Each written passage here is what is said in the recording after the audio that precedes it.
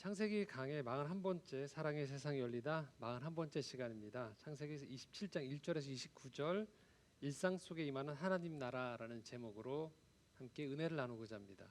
오늘 본문이 좀 길었죠. 많이 다른 날보다 저희가 이 앞에 묵상하는 시간이 한 10여 분 정도 소요된 것 같아요. 그만큼 말씀이 좀 길지만 전체 맥락을 우리가 파악하고자 다 읽었습니다. 우리가 성경을 읽다 보면 좀 당혹할 때가 있어요. 왜 당혹하냐면 바로 전장까지 신실한 모습을 보였던 사람이 그 다음 장에서 정 반대되는 행동을 하거나 실망스러운 행동을 할 때가 있어요. 또 어떤 때에는 이 말씀처럼 하나님이 이렇게 일하시는 것 같은데 이해가 안 된다는 지점들이 발생해요. 그럴 때 우리가 주의할 점이 있어요. 성경을 읽을 때 우리가 주의할 점은 성경이 드러내고자 하는 게 인간을 본받으라고 얘기한 책이 아니에요. 그러니까 초점이 인간에게 맞춰져 있지 않다는 거예요. 하나님의 일하심과 성품, 그러니까 하나님의 일하심이나 성품 같은 경우 우리가 이해가 안 되어지는 지점들은 좀 다르게 봐야 돼요. 사람하고 하나님의 일하심에 있어서 이해가 안 되어지는 지점은 그분이 크시기 때문이에요. 그분이 광대하시기 때문이에요. 그렇기 때문에 우리가 겸손함으로 말씀을 대하면서 하나님의 일하심을 나는 하나님을 다 안다라고 이야기하는 게 아니고 이런 부분에서 이렇게 역사하실 수도 있구나를 겸손함으로 보는 태도가 필요해요. 반면에 성경을 읽으시면서 사람에 대한 일관되지 않은 모습들, 이 불규칙한 모습들을 보실 때 여러분들은 이렇게 보셔야 된다는 거예요. 이게 사람이구나라는 것들. 그러니까 사람 안에서 우리는 끊임없이 어떤 인생을 살아가면서 여러분 스스로도 일관되게 살아가려고 노력을 많이 하십니다. 그런데 우리가 살아가다 보면 우리란 존재가 완벽하게 일관되어질 수 없다라는 것을 보게 되어져요. 그러니까 이 장소에서의 내가 했던 어떤 태도나 말과 다른 장소에서의 나의 태도가 달라질 수가 있는 거예요. 가급적이면 우리가 살아가면서 이 격차를 줄여가는 게 좋지요. 근데 피할 수가 없어요. 그리고 장소에 의해서만이 아니고 인생의 시기에서도 좀 차이가 좀 나요. 이럴 때 이런 부분들에 있어서 가지고 있던 생각들이 시간이 흐르면서 달라지는 경우들이 나온다는 거죠. 물론 이 달라진다는 것 또한 두 가지 의미가 있죠. 성숙할 수 있어요. 더 깊어지는 거죠. 반면에 타협하거나 그 전보다 못한 쪽으로 나빠질 수도 있어요. 그게 사람이에요.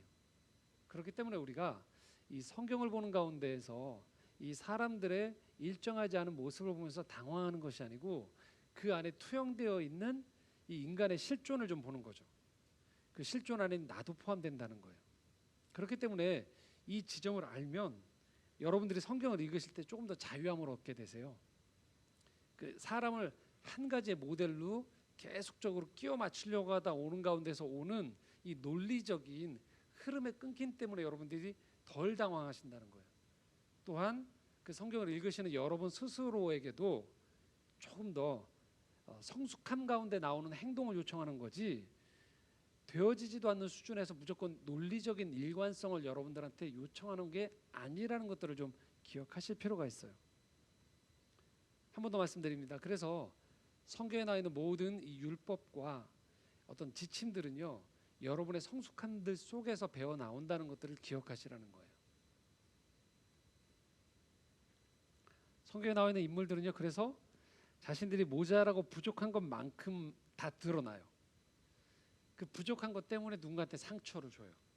실수를 합니다. 그리고 자기 스스로도 인생에서 좀 더 수월하게 갈 수 있는 길을 돌아가는 이야기들이 성경에 많이 나와요. 성경의 인물도 그렇고 우리도 그렇다라는 거죠. 자, 오늘 그런 마음으로 이 본문을 보면 훨씬 더 여러분들이 이해가 잘 되어지실 겁니다. 1절에서 4절 말씀 함께 읽겠습니다. 이삭이 나이가 많아 눈이 어두워 잘 보지 못하더니 맏아들 에서를 불러 이르되 내 아들아 하매 그가 이르되 내가 여기 있나이다 하니 이삭이 이르되 내가 이제 늙어 어느 날 죽을는지 알지 못하니 그런즉 내 기구 곧 화살통과 활을 가지고 들에 가서 나를 위하여 사냥하여 내가 즐기는 별미를 만들어 내게로 가져와서 먹게 하여 내가 죽기 전에 내 마음껏 내게 축복하게 하라. 자, 이삭이 나이가 많아졌다라고 본문이 얘기하고 있습니다. 신체적인 이 쇠락이 찾아온 거예요. 눈이 어두워서 잘 보지 못한다라고. 그러니까 분별하지 못하게 되어지는 거예요. 상당히 많이 나이가 들었다는 걸 알 수 있죠. 이때 이삭이 한 가지 행동합니다. 맏아들 에서를 불러요. 그러면서 뭐라고 하냐면 들에 나가서 내가 좋아하는 음식을 만들어 와라. 사냥해서 가져오라는 거예요. 자, 이걸 잘 먹고 난 다음에 내가 너한테 죽기 전에 마음껏 축복하겠다라고 이야기하고 있어요.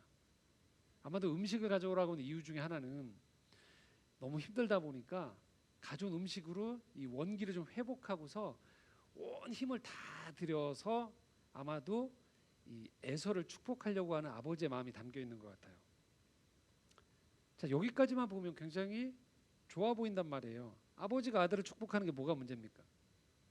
근데 장면이 좀 전환이 돼요. 5절부터 10절까지 보면 영화로 치면 갑자기 평온하게 시작하다가 갑자기 영화가 스릴러로 바뀌는 거예요. 장면이 좀 이상해집니다. 5절부터 10절입니다. 함께 읽겠습니다.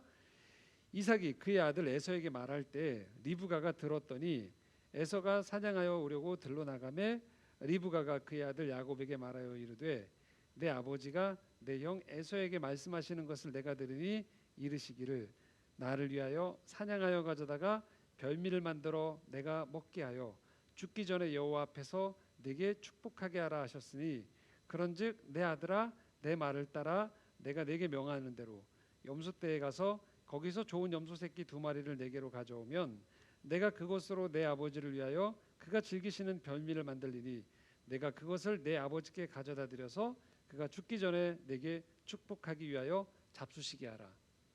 왜 우리 일일 드라마 같은 거 보면 꼭 그런 거 있잖아요. 중요한 얘기하고 있는데 갑자기 들어가다 벽 뒤에 듣고서 이렇게 어머 이렇게 뒤에서 지켜보면서 하는 얘기 다 듣고서 눈빛이 바뀌어가지고 이제 다른 행동을 하는 거.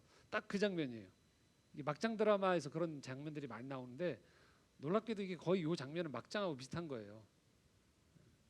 아버지가 장남한테 축복하려고 했는데 그 얘기를 어머니가 들었어요. 그리고 찾아와서도 아니고 그 얘기 듣고 난 다음에 어머니가 뭐하냐? 아내가 쪼로 달려나가서 둘째 아들한테 얘기하는 거예요. 네 아버지가 지금 네 형을 축복하려고 한대. 사냥하러 나가라고 했어. 별미를 가져오라고 했어. 자, 우리가 작전을 짜자는 거죠. 어떤 작전이에요? 내가 별미를 만들 테니까 너는 별미를 만들어 올 테니까 그걸 가지고 아버지께 가서 형인 척하고 축복 기도를 받으라고 이야기하는 거예요. 분명히 이상한 장면이에요. 이 장면은. 그런데 우리가 이 장면 5절에서 10절만 보면 이상한데요. 사실 1절에서 4절까지의 말씀이 엄밀히 말하면 더 이상한 장면이에요.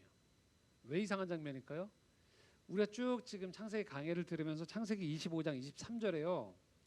이 리브가가 임신을 했을 때 배에서 두 아이들이 쌍둥이들이 싸울 때 하나님으로부터 분명히 이 집안의 얘기를 들었단 말이에요. 어떤 얘기? 큰 자가 어린 자를 섬기리라라고 들었어요. 그러니까 이 집의 축복이 둘째를 통해서 나온다라는 것들을 들었단 말이에요. 여러분 이상하지 않으십니까? 왜 아버지가 남편 이삭이 분명히 이 얘기를 공유했을 가능성이 많잖아요. 당연히 부부인데. 근데 왜 아버지는 지금 장남에게 축복을 하려고 하는 걸까요? 그리고 어머니는 왜 이렇게 이삭이 에서가 마음에 들지 않는 걸까요? 일단 이 에서의 행실 자체가 어머니 리브가한테 굉장히 못마땅함을 안겼어요. 창세기 26장 34절 35절 함께 읽겠습니다. 에서가 40세에 해쪽 속 부에리의 딸 유딧과 해쪽 속 엘론의 딸 바스맛을 아내로 맞이하였더니 그들이 이삭과 리브가의 마음에 근심이 되었더라. 그러니까 동족이 아닌 이방 족속하고 에서가 결혼을 2번이나 하는 거예요. 결혼을 한다는 건 당연히 그 지역에 풍습이 들어오는 거예요. 그러니까 하나님을 섬기는 가정 입장에서 이게 못마땅할 수밖에 없는 거예요. 그럼에도 불구하고 이 질문은 여전히 유효한 거예요. 왜 이삭은 분명히 태중에서 리브가가 들었던 둘째에게 하나님의 복이 임한다는 얘기를 모르지 않을 텐데 왜 그는 이렇게 되었을까? 왜 장남을 축복할 수 있었을까? 왜 축복하고 있었을까라는 거죠. 혹시 부부가 불안가? 또는 이삭 스스로의 장남에 대한 뿌리 깊은 집착 때문인가?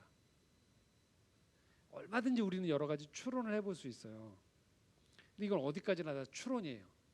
충분히 상상해 볼 수 있는 거예요. 그런데 이 자리에서 제가 설교를 하면서 그렇습니다라고 얘기할 수는 없어요. 추론이니까, 성경에 안 나와 있으니까. 그런데 확실한 거 한 가지가 있는 거예요. 부인할 수 없는 드러난 현상으로만 보았을 때 어떤 것이냐? 이삭과 리브가 부부가요. 육적으로는 부부끼리 뭐 친밀한 거는 모르겠어요. 근데 이게 하나가 확실하다는 거예요. 영적인 의미에서 부부가 하나님의 뜻을 한 마음으로 받아서 서로 소통하고 그 뜻대로 가려고 하는 지점에서 이 부부가 일치하지 않는다라는 거예요. 이게 중요한 거예요. 이 지점이에요. 그 부부가 평소에 뭐 같이 캠핑을 다니건 이런 건 하나도 중요하지 않아요. 그럼 몰라요. 성경에 안 나와 있어요. 그들이 얼마나 부부싸움을 많이 했는지 아는지도 안 나와 있어요. 오로지 드러난 현상 하나가 이 부부가 가지고 있는 영적인 상태 하나를 이야기하고 있는데 그것은 부부가 영적으로 마음이 모아지지 않고 있다라는 거예요. 그게 이삭의 고집인지 또는 정말로 리브가가 들었던 그 음성 둘째를 통하여서 복이 임한다라는 것들에 대해서 평생을 통해서 리브가가 남편한테 얘기하지 않았든지 모른지 우린 전혀 몰라요. 근데 드러난 사실 한 가지는 이 부부에게 임했던 하나님의 말씀, 어린 자를 통하여서 큰 자가 오히려 이 집안을 끌어가는 역할은 어린 자를 통하여서다라는 것들에 대해서 지금 일치하지 않고 있다는 걸 우리가 볼 수 있다는 거예요. 하나님은 분명히 밝히신 거예요. 아브라함을 불러냈어요. 창세기 12장에. 그리고서 이삭에게 복을 주셨죠. 근데 우리가 이미 창세기 강해를 쭉 보면서 알게 되어지는 건 사실 이 집안의 엄밀한 의미에서의 장남은 이삭이 아니에요. 그렇죠? 집안에 형이 있었단 말이에요. 엄밀히 말하면 배가 다르지만 이삭은 둘째였단 말이에요. 근데 둘째를 통하여서 복이 임했단 말이에요. 아브라함을 통해서 시작해서 이삭이 그랬단 말이에요. 자, 이삭의 이 아들인 야곱과 에서 중에 누구에게 임한다? 야곱에게 임했단 말이에요. 첫째가 아니란 말이에요. 그 야곱이 또 복을 받아요. 자, 어떻게 됐을까요? 그러면 야곱은 장남을 축복했을까요? 아니거든요. 야곱의 12아들이 있단 말이에요. 이 부인 4명을 통하여서 거기에선 또 누구를 축복했을까요? 야곱은 정말로 축복하고 싶었던 아들이요. 11째인 요셉이었어요. 이제 여러분들이 성경을 쭉 뒤에 보시면 아시지만 그러니까 이 성경에 복이 임하는 통로가요. 그들이 고대 근동 지방에 가지고 있는 장남 중심의 문화가 분명히 있단 말이에요. 그리고 이스라엘에서도 그 전통은 지켜나가요. 하지만 하나님은 거기에 제한받지 않으신다라는 거예요.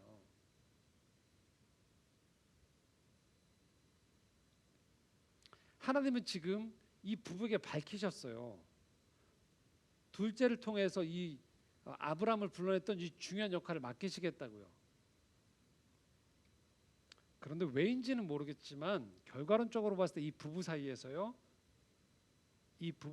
이 문제가 하나님의 뜻으로 일치해서 받아들이지 않고 있다는 게 드러난 거예요.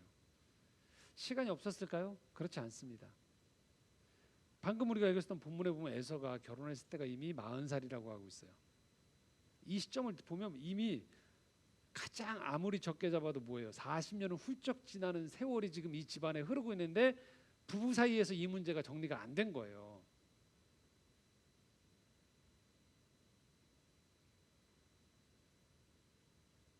그러니까 당연히 이 부부가 지금 일치하지 않는 가운데에서 이 문제를 자기 방식대로 해결을 하려고 하다 보니까 이 문제가 매끄럽고 아름답게 진행되어지지 않는 거죠. 남편은 장남을 축복하려고 하고 아내는 하나님께 받았던 메시지대로 차남을 축복하려고 한단 말이에요. 이게 어느 한 사람의 고집의 문제가 아니라는 걸 우리가 보셔야 된다는 거예요. 마땅히 40년이 넘는 세월 동안에 모아야 되는 거예요. 이게 일치가 되어야 되는 거예요. 근데 안 되고 있는 거예요 지금. 그리고서 지금 뭐 하는 거예요 리브가가? 차남 야곱에게 태중에 들었던 이야기를 실현시키려고 하는 거예요. 자 11절부터 13절에 그러니까 이 얘기를 들은 야곱이 반대해야 되는데요. 그렇지도 않아요. 자 11절부터 13절 읽겠습니다.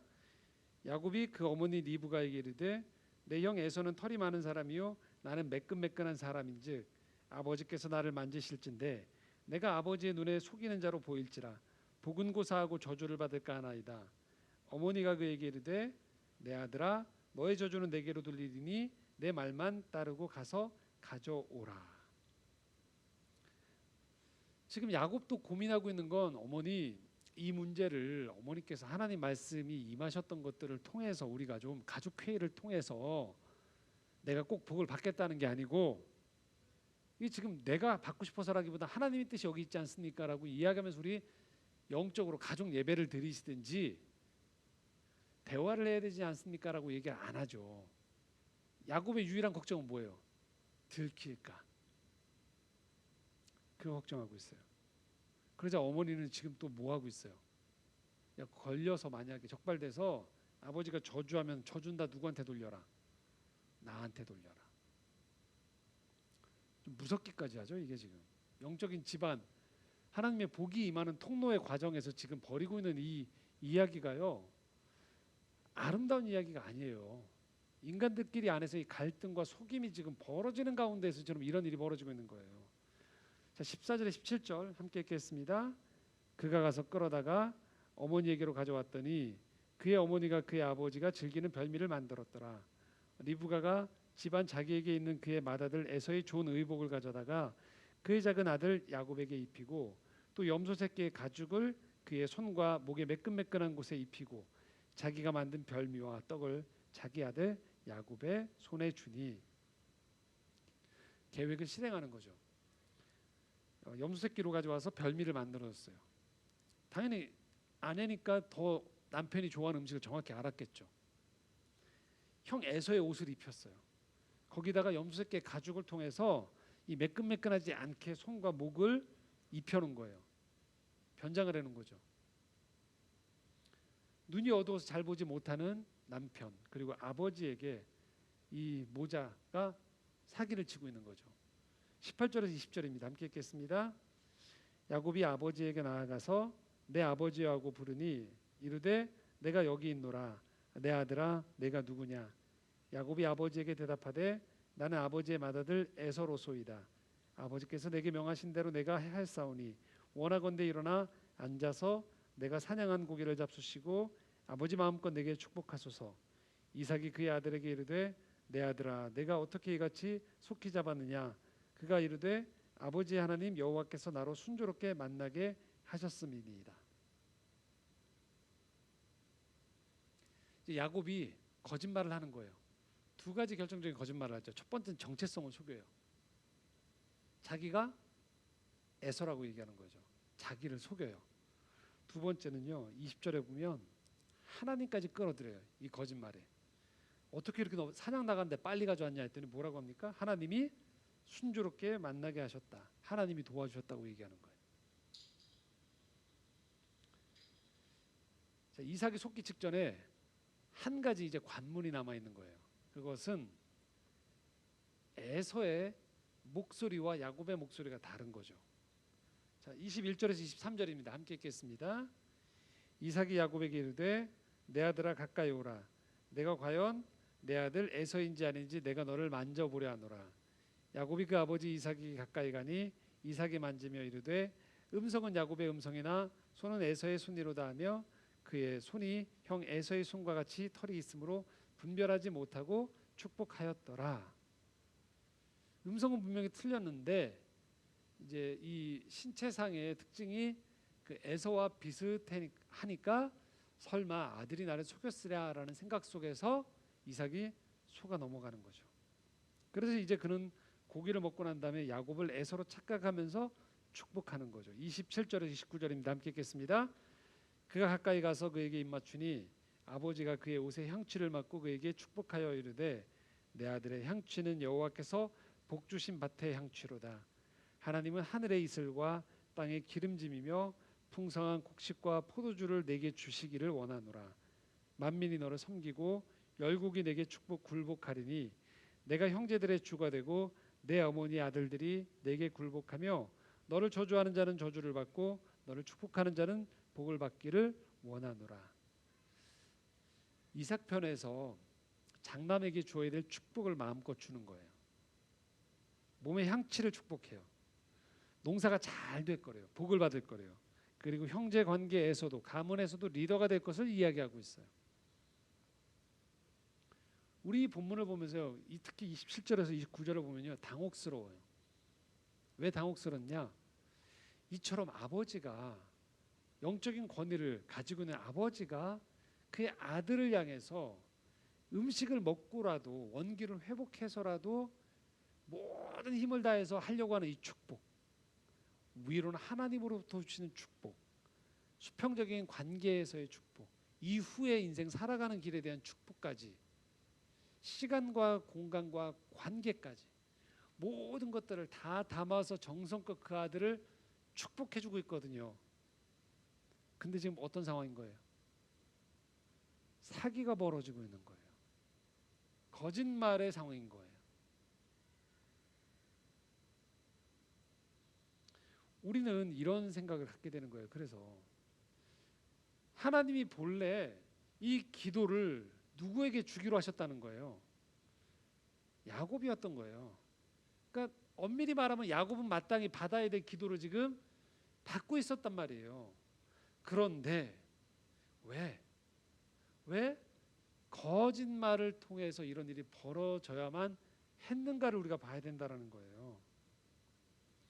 우리는요, 여기서 이 이삭 가문에 대해서 질문을 던져야 되는 거예요. 한번 꼼꼼히 살펴봐야 되는 거예요. 그럼 우리 알게 되는 거예요. 이 가정이 일상에 있어서 중대한 결함이 있었다는 것을 알게 되어진다는 거예요. 일상, 매일매일의 삶에서요. 이미 성경은 그런 단서들을 보여줬어요.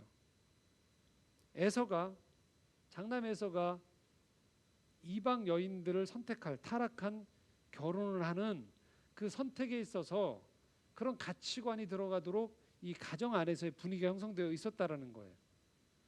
형제간의 우애가 없었죠. 우리가 알다시피. 부부관계 또한 우리가 아까 말씀드렸듯이 인간적인 친밀함은 있을 줄 모르나 영적인 친밀함이 공유가 되어지지 않았다라는 거예요. 우리 이렇게 질문해요. 보면 이 본문을 보면서 끝이 좋으면 다 좋은 거 아닙니까? 라고. 됐죠, 뭐 복 받았으면 야곱이. 그런데 그렇지 않습니다. 왜냐? 야곱은 이 거짓말을 통해서요, 이후의 삶을 지켜보고 있으면요, 이게 복 받은 사람의 인생인지 싶을 정도로 많은 어려움을 겪게 된단 말이에요. 끝이 좋아도 과정이 잘못되어 있으면 그것이 다 드러나는 때가 온다라는 거예요. 그렇기 때문에 과정을 바르게 가져가는 것도 중요하다라는 거예요. 그냥 맨 마지막에 누가 복 받냐, 이 문제만 가지고 안 된다는 거예요. 여러분들이요, 물론 필름 포럼에서 하는 영화들은 대체로 예술 영화이기 때문에 그런 경우들이 좀 드물긴 하지만, 여러분 대체로 CGV 같은 영화, 멀티플렉스에서 영화를 보러 가실 때요, 이미 결론을 알고 계시거든요. 대체로요. 누가 이깁니까? 누가 이기죠?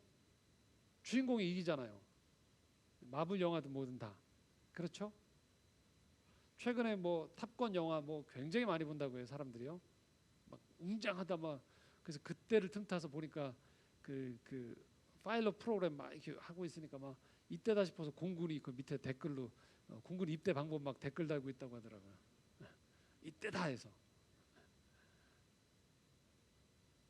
근데 결국은 그 맨 마지막에 주인공 어떤 어려움을 겪어도 다 살아남고 영웅으로 추앙받잖아요. 다 안단 말이에요. 근데도 보러 가요. 근데 그럴 때 여러분들이 보실 때 끝을 알아도 절대 놓치고 싶어 하지 않는 게 뭐예요? 과정이에요. 어떤 과정을 통해서 이기게 되었는가도 중요한 거예요.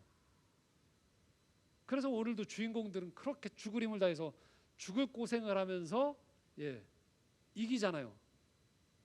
한 번에 안 끝나잖아요. 왜? 관객들은 그 과정에 대한 이야기를 보고 싶은 거거든요. 우리가 인생을 살아가면서 자꾸 놓치는 것들은 자꾸 끝만을 보려고 그래요. 남이 이루는 성취만 보려고 그래요. 과정을 자꾸 보지 못해요. 우리 스스로에게도 마찬가지인 거예요. 우리 대부분의 인생의 시간은 과정입니다. 그런데 우리는 과정을 놓치고 뭐예요? 항상 끝만 보려고 한단 말이죠.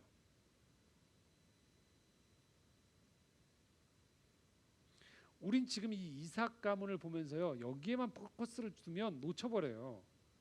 그 누가 복 받았대? 그런데 누가 복 받냐 이전에 이 복을 전승해주는, 이 복이 전달되어지는 과정 또한 중요하다라는 거예요. 마땅히 이 이삭과 리브가 가문 가운데에서 이런 대화가 오갔어야 되는 거예요. 긴 시간 동안 부모가 에서를 불러서 이야기해줘야 되는 거죠. 어디까지나 우리가 신앙적인 상상을 가지고 이야기하는 겁니다. 불러야죠. 에서에게 설득을 해야죠. 충분히 이해되게. 하나님의 뜻이 야곱을 통해서 이어가신단다, 축복을. 그러나 그러면서 이삭이 어떤 얘기를 해야 되냐면, 우리 형 이스마엘도 하나님이 챙기셨어. 이게 버림받는 게 아니야.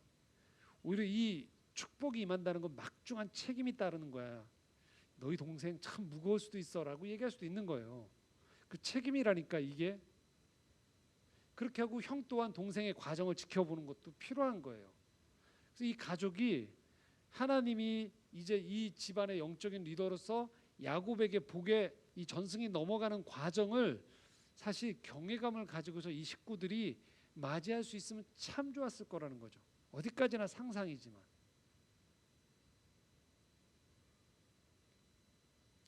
그런데 이 과정이 다 증발돼 버린 거예요. 없어요. 그냥 각자 살다가 맨 마지막에 뭐 하는 거예요? 바톤만 넘겨주는 거예요. 복을 네가 받아라만 되는 거예요. 결론은 어떻게 됩니까? 가정이 깨어져 버리죠. 형은 동생을 죽여버리려고 그래요. 동생도 뭐예요? 이제 부모랑 같이 못 살고 떠나버려요. 20년 동안 도피 생활을 하게 돼요. 가족과 생리별을 하는 거죠. 이게 복의 아름다운 모습입니까, 여러분?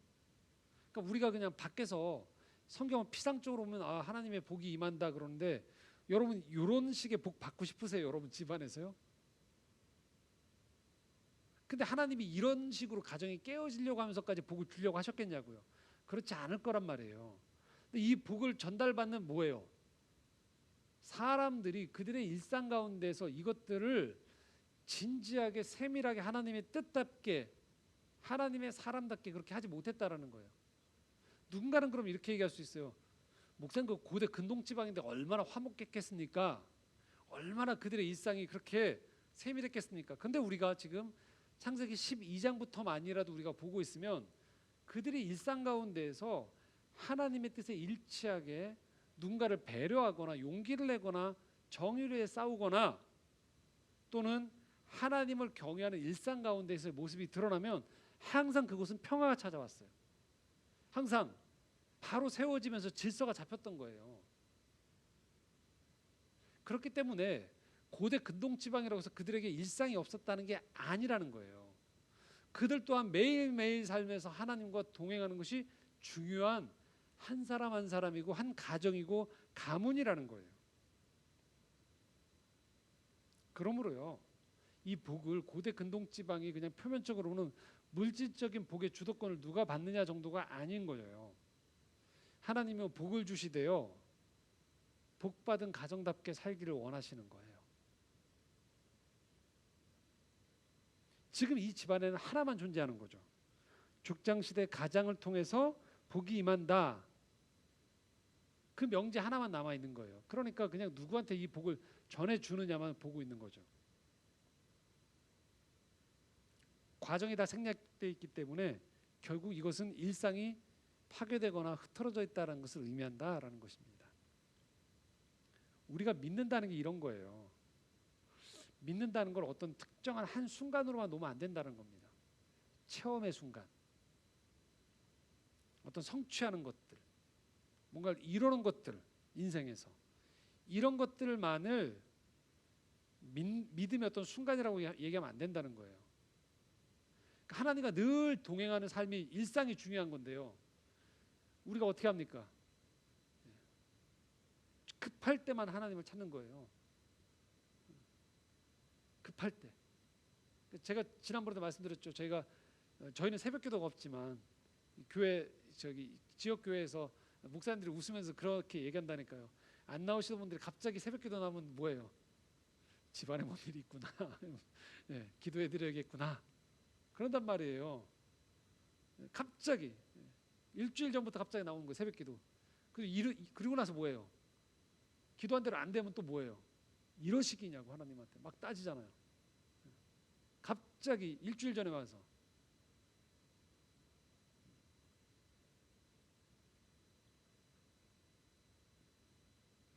우리의 일상에서 하나님을 어떻게 예배하는가? 삶의 자리에서 내가 다른 사람을 어떻게 대하는가? 어떻게 내가 살아가면서 좋은 사람들, 하나님을 경외하는 사람과 함께 공동체를 이뤄나가고 또 그걸 모르는 곳에서는 그 하나님의 정의와 평화가 임할 수 있도록 형성해내기 위해서 노력하는가의 매일의 삶이 신앙생활의 본질이에요. 지금 이삭 가문에서 벌어지는 이 참사는 거짓말의 순간은요, 갑자기 벌어진 게 아니라는 거예요. 그 집안의 일상 안에서의 갈등이 벌어지다가 갑자기 나무가 쫙 갈라지는 현장을 우리가 지금 목격하고 있는 거란 말이죠. 오랜 시간 누적돼 온 가족 간의 불신과 소통 부재의 결과였던 거예요. 하나님은요, 우리가 작다라고 말하는 그 일상 속에 임하시는 겁니다. 내 일상이 하나님 나라를 이루어갈 수 있도록 도와주시는 게 하나님이세요. 그러므로요, 우리가 하나님의 뜻을 적용할 때요, 작은 것부터 적용하십시오. 하나님 비전을 보여주십시오. 세상을 바꿀 이런 기도를 하기 이전에요, 내가 오늘 해야 될 책임이 무엇인가를 확인해 보십시오. 하나님, 내 인생에서 좋은 사람, 기린을 만나게 해주십시오. 귀인 만나게 해주십시오. 성공한 사람 만나게 해주십시오라고 하기 이전에요, 오늘 만나는 그 한 사람, 작다고 여겨지는 그 한 사람을 선대하는 거예요. 정성껏 대하는 겁니다. 하나님, 내 인생에서 대박 좀 터지게 해주세요 라고 하기 이전에요, 지금 나한테 주어져 있는 아주 이 작은 일 하나를 정성스럽게 해나가는 거예요. 우리 일상이라는 시냇물처럼 보이는 작은 일들이 모여져서 구원의 강물을 이루는 겁니다. 그리고 이 강물이 흘러 하나님 나라라는 바다로 나아가게 되는 거예요. 결국 큰 비전을 갖지 말라는 얘기가 아닙니다. 비전은 크더라도 일상의 성실함, 정직함에서부터 이 비전의 기초가 세워진다는 것을 말하는 겁니다. 신앙생활하다 보면 계시를 받는다는 분들 자꾸 있어요. 좋죠. 영적으로 예민하면. 근데 그분들 옆에서 지켜보고 있으면요, 자꾸 싸워요. 자꾸 갈라져요. 조금 잘 지내는 것 같다가도. 왜 그럴까요? 자꾸 위로부터 받는 생각만 하다 보니까 과정이 생략되어 있는 경우들이 많아요. 신앙생활에서. 하나님의 뜻을 정말로 내가 더 많이 깨닫는다면 사실 일상에서 그걸 모르는 사람, 아직 깨우치지 못한 사람들 향해서 대하는 태도가 훨씬 섬세해야 돼요. 더 겸손해야 돼요. 더 기다려줄 줄 알아야 돼요. 이삭의 가정은 큰 자가 어린 자를 섬기리라는 당대의 문화에 좀 어긋나는 계시를, 아주 중요한 계시를 이미 임신 중에 받았단 말이에요. 그렇다면 당대 문화와 다른 이 계시를 가정 안에서 구체적으로 받아들이는 과정은 훨씬 섬세해야 된다라는 말입니다. 장남의 반발도 달래야 되고요. 그리고 너 이렇게 하면 너 자꾸 네가 복 받겠다고 하면 하나님이 널 치셔. 이렇게 두렵게 하는 방식이 아니고 하나님이 각자 인생에 좋은 것들을 인도해 준다는 것들에 대한 하나님에 대한 신뢰를 이 집안이 공유하고 하나님의 복을 받게 되어질 야곱에게 그것들에 따른 책임이 무엇인지를 알려주면서 각자 가족이 이 하나님의 뜻을 이뤄나가는 부르심에 충실했어만 한다는 것이죠. 그러나 이 가정, 지금 그 과정이 생략되어 있었던 것이죠. 오로지 복의 전수만 중요하게 생각했던 것들, 일상이 증발됐던 것들.